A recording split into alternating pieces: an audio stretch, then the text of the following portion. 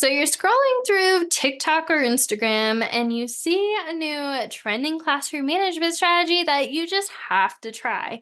You buy all the stuff, you cut, laminate, all for it to go crumbling down within the first week. I am so excited for this video. Can I be honest? I've been looking forward to this video because in my 6 years of teaching, I have definitely had some classroom management successes and fails. And today I'm going to share the top trending classroom management strategies that I tried that were complete flops.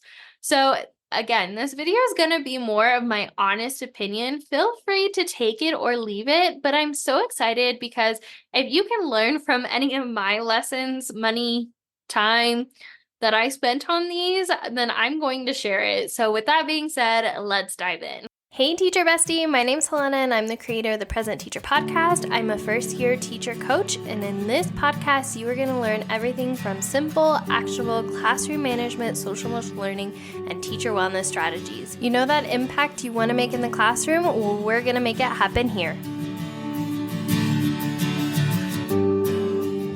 So before we dive into the specific strategies, let's talk about why these trending classroom management strategies don't work that you see on social media. Not all of them, but in general. The first one is that they're focusing on rewarding or giving attention to good or bad behavior. Yes, technically what you focus on, you create more of, but instead of going to the source of why you're having a problem managing your classroom in the first place, I love you, but you're just putting a Band-Aid and hoping it sticks. Now, I don't say this in a mean way. Like I said, I did this a lot in the past. But let me give you an example. Instead of having a chatty class and giving them, I don't know, blurt beans, maybe that's a good indicator that maybe we should look at the procedures of raising their hand. Or maybe students are just sitting too long, and so we need to incorporate more movement. Now, don't get me wrong. I like cute solutions like the next teacher, but here's the thing. I want the strategies I use in my classroom to actually work and not just be a cute or a good idea at the time. With that being said, let's dive into the first flop with classroom management trending strategies, which ironically is actually blurt beans. So blurt beans, if you're not familiar with it, what it is you give your students beans, uncooked beans, typically 3 to 5 at the beginning of the day, and every time they blurt, you collect the bean. Now, however many beans your class collected or didn't have to give you or pay you then goes into a jar, and then you can use that towards a reward later in the year. Now, students get a certain amount of beans. Like I said, if they blurt, you take it away. So I did this during student teaching with pennies, and I later did it again a couple of years ago in my classroom, and to be honest, it didn't work. It didn't work at all. This was a disaster, and don't worry, each of these I'm going to tell you why. Here's why. So the first thing was my students would lose the beans and drop them on the floor. Now, the rule was if you drop it on the floor, it's mine and it counts as like blurting. Well, that's the thing. Students wouldn't be honest and just keep the bean, or they would take it from each other so it looked like they had more beans than what they started with. And by the end of the week, it turned into my students tattling and students becoming dysregulated every time I had to stop class to then take a bean away.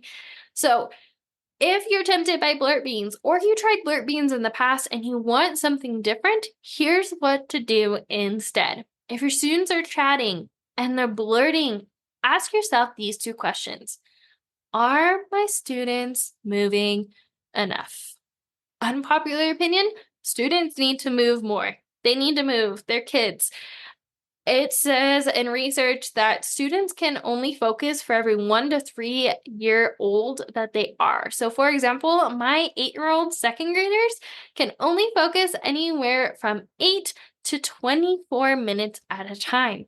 So make sure you are giving your students several brain breaks throughout the day, and you might just find that your kids are not chatting as much. The second thing is, do I need to review the procedure for adding to the conversation.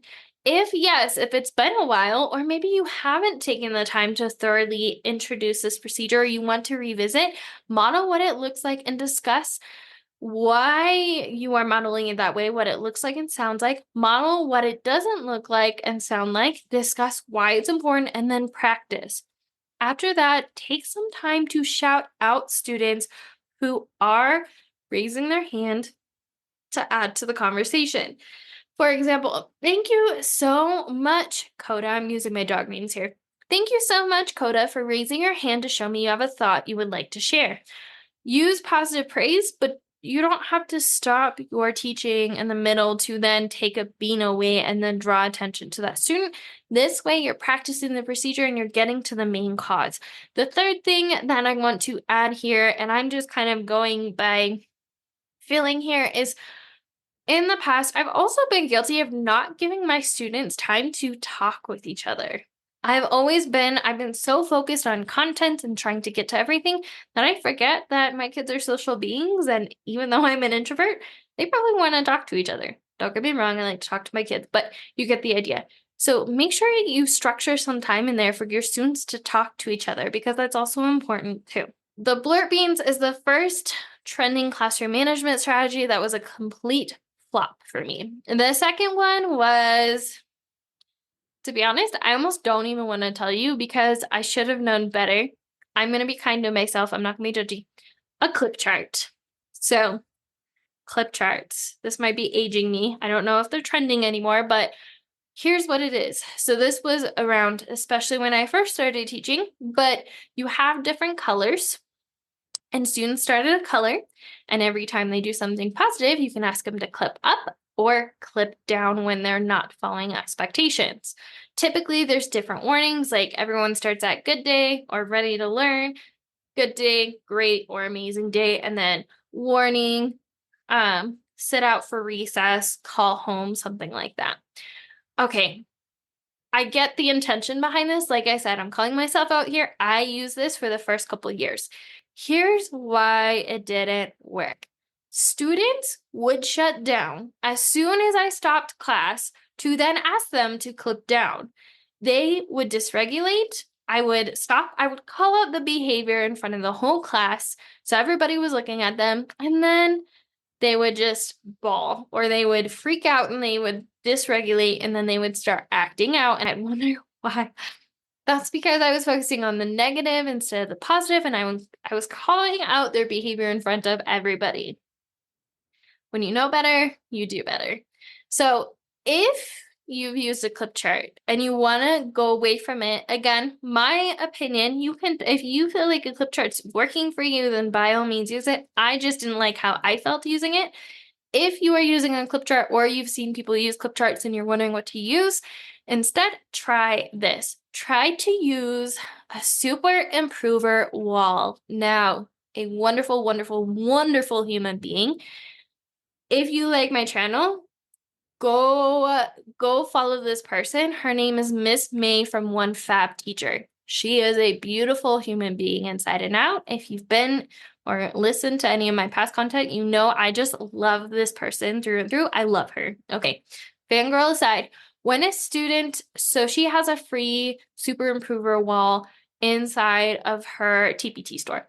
So when a student is going above and beyond the expectations, like they've been on it, they've been following expectations without you saying anything, and they're just really, really doing well. You, not when you're teaching, when maybe your students are doing small groups or centers, ask the student to get a sticker or give them a sticker to level up. So it's like game pieces and they can level up, and it uses gamification, which I love.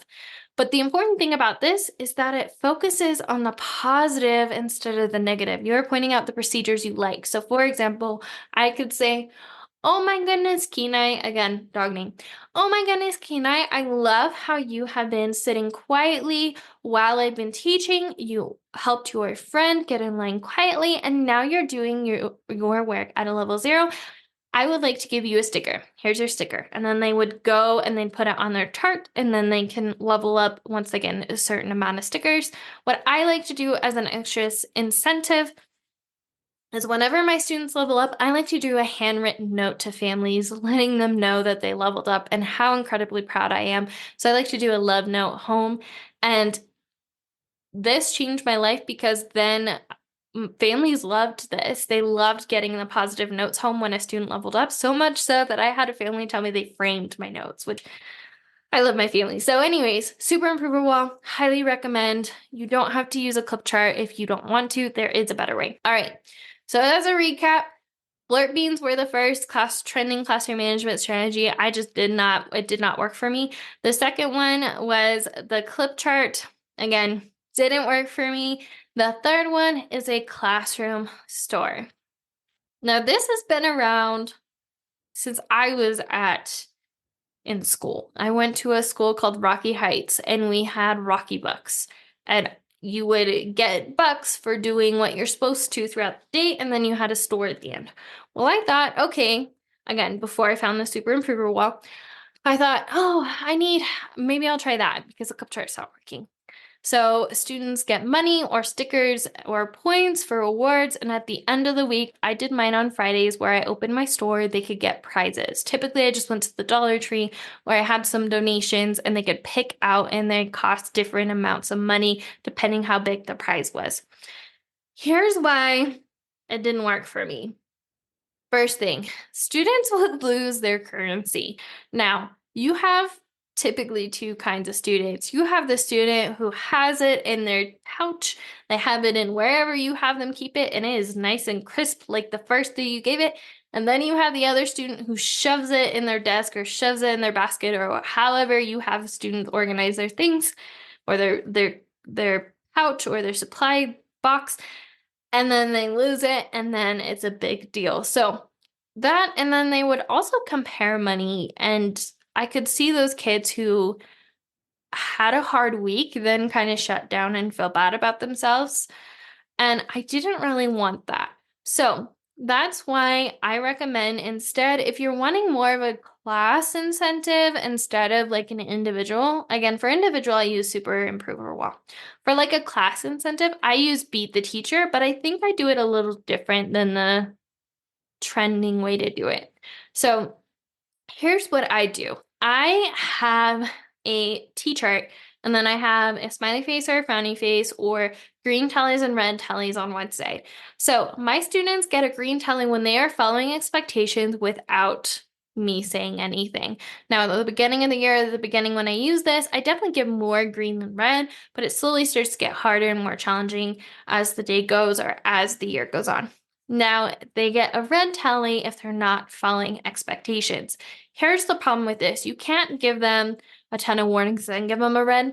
You have to give them a red right away to show you have high expectations. You want to be consistent with whatever strategy you use. That's just in general. So anyways, at the end of the day, we would look at the green or red. Now, typically, I would have anywhere from 5 to 10 green and then 5 to 10 red, just kind of depending, or even less. But I try to give no more than 10 green.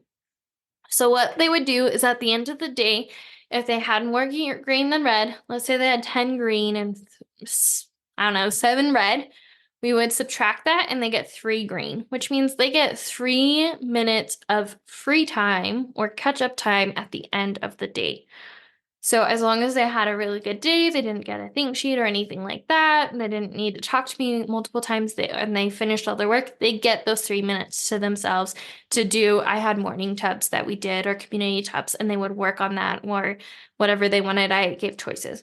Now, let's say that they had more red than green. Maybe we had 7 red and 5 green. We subtract those, we have 2 more red than green.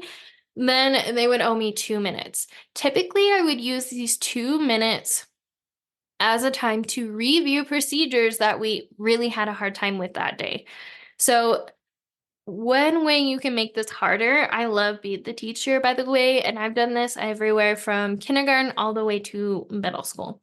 But what I like about this is you can do it teacher versus, or just the class in general. You can break the class into boys versus girls, red group versus blue group, left side versus red side, a whole student against the rest of the class. I've done that when a student I know is really working on their expectations and following behaviors. I make them the star student that day and we try to beat them. And typically they do really well because then they're the hero. It's really cool. So anyways, beat the teacher. Highly recommend that. So as a recap, the trending classroom management strategies that didn't work for me is 1, blurred beans, didn't work for me. 2, clip chart, didn't work for me. 3, classroom store.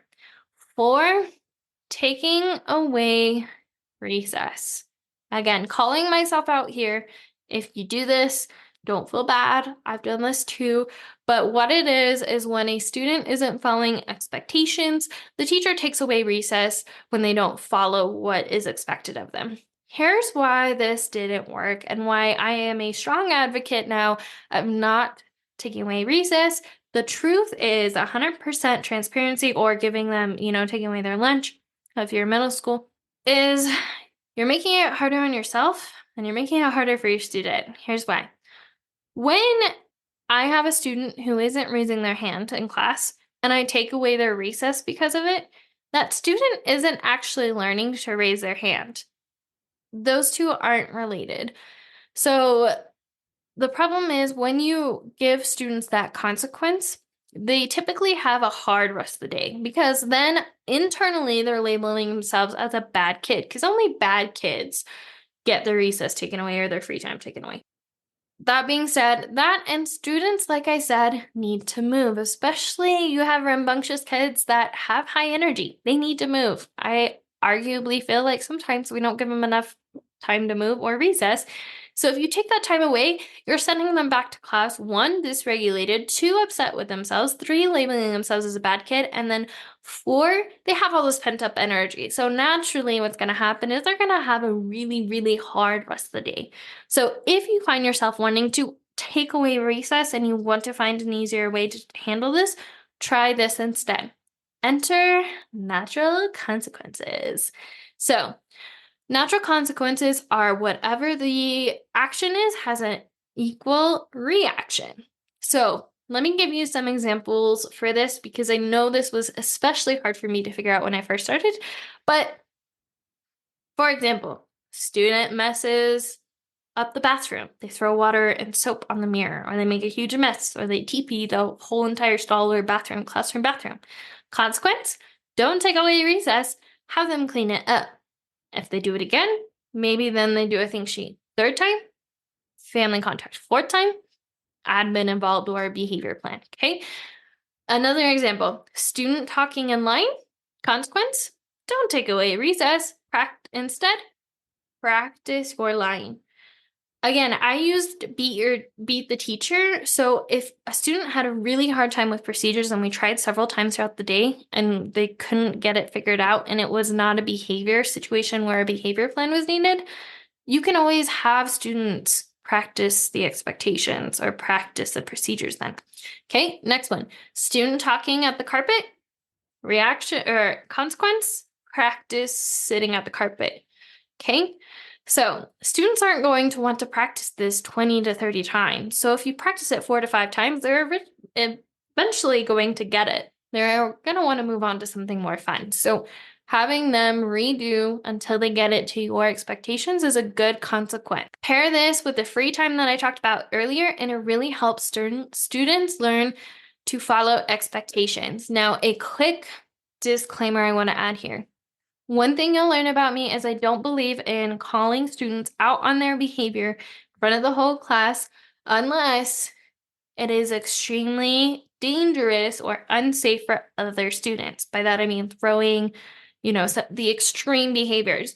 But if a student is talking, I'm not going to call out that student in front of everybody. I'm going to send my kids to do something. I'm going to pull that student to the side and have this conversation, then have them practice on the sideline. I'm not going to make a public display of it because, again, students dysregulate, like with the clip chart. You're calling them out on their behavior. They shut down, worse behavior. So that's the other trending classroom management strategy I used that didn't work. The final one, behavior bingo. Now, admittedly, I'm kind of torn on this one because typically underneath how this works is you have certain skills covered with like a sticky note. And every time your students do something, they can, get a sticky note removed. I like this because it works on a specific skill, but instead, what would happen, especially when I had a sub, is my kids would peek and they figured out the party that we were going to have anyways. So what I like to do instead, again, Miss May, I love her, one fab teacher, check her out. She has classroom incentive parties. And so let's say this week, I've noticed my kids are having a really hard time in line. So every time that they are doing what they're following expectations in line, then I give them one of the numbers 1 through 20 towards that classroom party if you want to do those.